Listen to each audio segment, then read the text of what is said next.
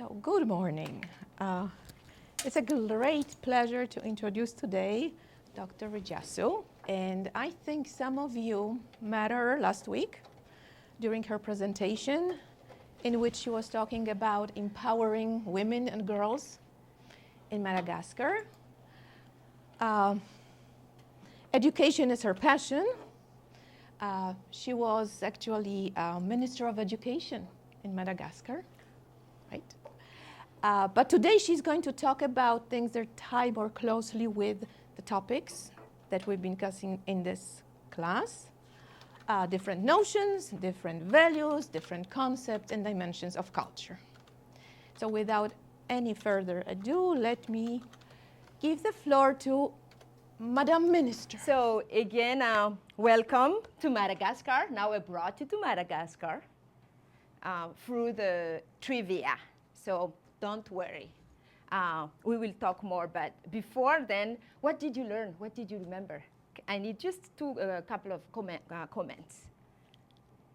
Or what amazes you, or what surprises you, or what? Yes, yes, ma'am.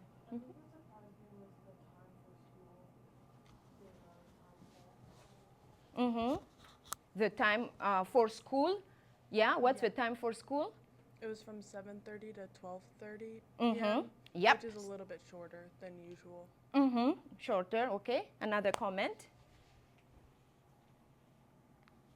Yeah, what did you learn, or what did you like?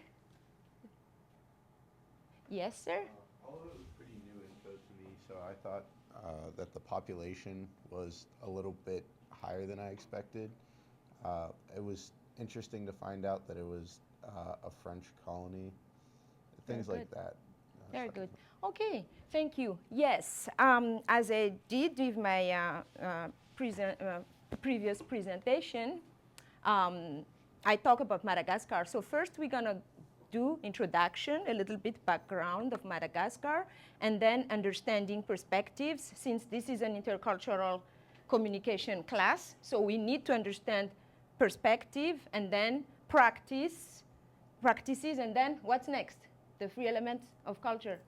Perspectives, practices, and then values. Values, and then interconnections, and then conclusion. So, introduction. Who has heard about Madagascar? Yes, very good. This one? Yes? Yes? But today we're going to talk about this one. The country. Here's the situation. It is east of Africa, so it's here. We are here, it's here. So it's night over there, back home. And here it is day. So we did the trivia. So it's the fourth largest island in the world. 30 million people, 6 provinces, and if you want to have the size, it's more like Texas, the size. And people are divided into highlanders and coastal. So this is where Asia meets Africa. Languages. Mother tongue, we speak Malagasy. So we learn Malagasy at home. Then once you go to school, it's in French, and we start English only from 6th grade.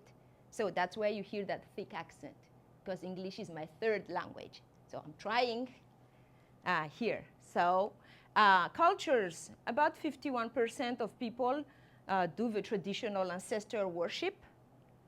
Of course, there are Christians, there's Catholic, myself and my husband, we are Lutheran, and there's also the Reformed and Islam. So we have 18 tribes speaking 18 dialects, but we understand each other. The inhabitants are called the Malagasy. Again, this is a mixture of Asia and Africa. So this is the capital city. The capital city has the largest open market in the world. So this is an open market every Friday. So this is our hometown. So the capital city was here. So to go from here to here, it's about 320 miles, but it takes us 15 hours by bus to go there. So I took the plane here. I mean here. So, and this is the giant baobab. It's about 300, 400 years old. And this is the ocean. So I'm an ocean girl. History. So the first settlements were documented in 5th, 7th centuries. And then there's the arrival of the Bantu from East Africa. And then there was a kingdom. And French colonizations happened between 1896 until 1960. Our July 4th is June 26th. This is one of our kings then. And this is Madagascar flag at the Aramu village. Now, understanding perspectives. So we have a strong ancestral connection. So we call it Razana. So that means for us, life does not end at death. Death itself is part of life. It's a cycle. So that means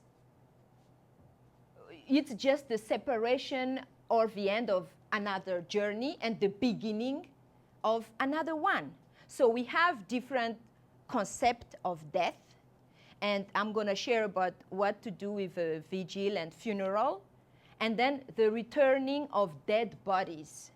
So that is after a certain time when people died, and then, because we don't do cremation, and we take the bones, and every 5 years, it seems that our ancestors are called, and we wrap them. And it's a big ceremony, so to wrap the bones, the remains of the people. Because for us, when you die, you go to that other part of life, you become an ancestor, and you start to bless. Remember, the traditional religion is the worship of the ancestors.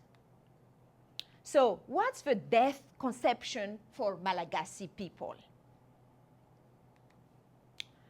This is the habitation for living beings. When you leave, this is in the villages, of course, like made of leaves and things that can be easily burned, right? And they have the zebu, that's the species of bull that we use for transportation for meat.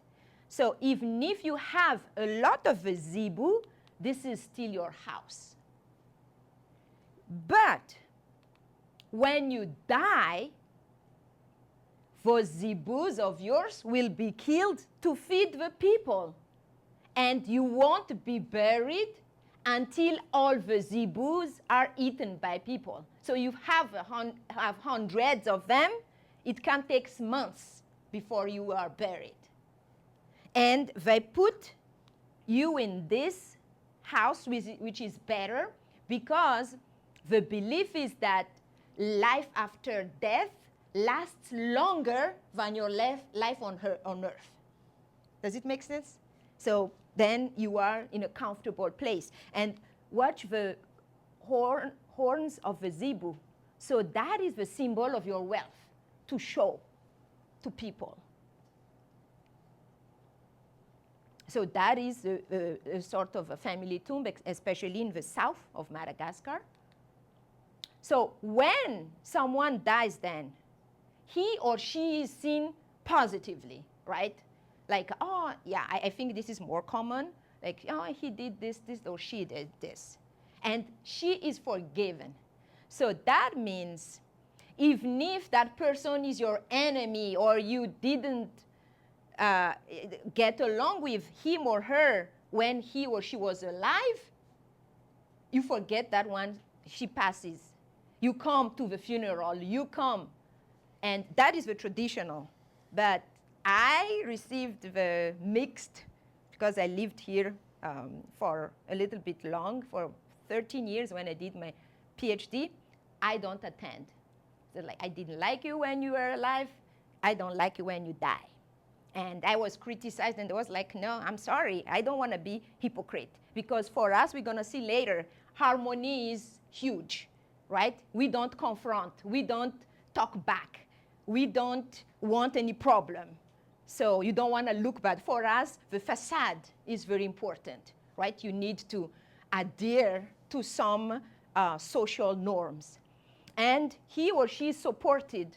Like when you die, for some reason, people like feel sorry for you, even if you killed somebody. But death is death, right? Like, oh, not human dignity, but you become an ancestor, and suddenly people are scared that they're going to come as a ghost if you don't like him or if you don't attend his funeral. So now, again, that is famadiana, or the turning of the bones earlier. Remember, they, according to the belief, they would show up in your dream, and they would tell you, like, I'm cold, so it's time to wrap up my bones. That's the belief when it's time, if you miss the time to do famadiana or don't want to do it, something bad happens to you because you neglect your dream. So for example, these are priests. The two are Malagasy, but he is Italian. And they, after their certain time, these are their dead bodies. And look at the people celebrating it, right? Cleaned and reburied as it is. So it brings the families together. So at this time, since you get, it's like, oh, I know